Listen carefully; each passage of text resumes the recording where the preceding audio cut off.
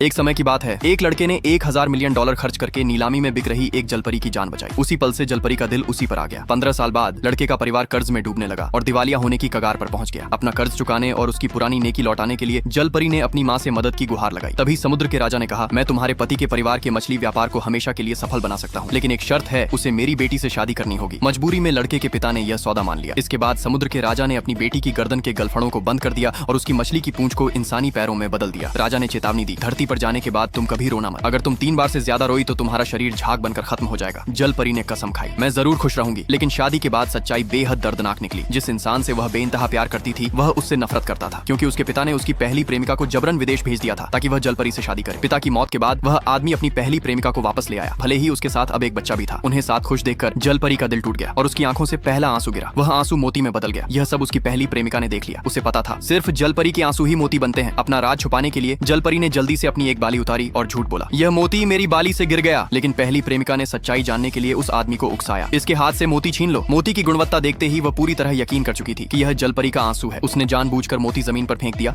और ताना मारा, तुम्हारे आंसू भी सस्ते हैं। ये सुनकर जलपरी की बेटी गुस्से में चिल्लाई, तुम बहुत बुरी औरत हो। लेकिन हैरानी की बात यह थी कि उस आदमी ने बिना सोचे माँ बेटी दोनों को स्टोर रूम में बंद कर दिया। उसकी बेरुखी देखकर जलपरी का दिल पूरी तरह टूट गया और उसकी आंख से दूसरा आंसू गिरा। तुरंत उसके पैरों पर मछली के शल्क उभर आए। तभी पहली प्रेमिका घमंड से अंदर आई। जलपरी के पैरों पर शल्क देखकर वह बेहद खुश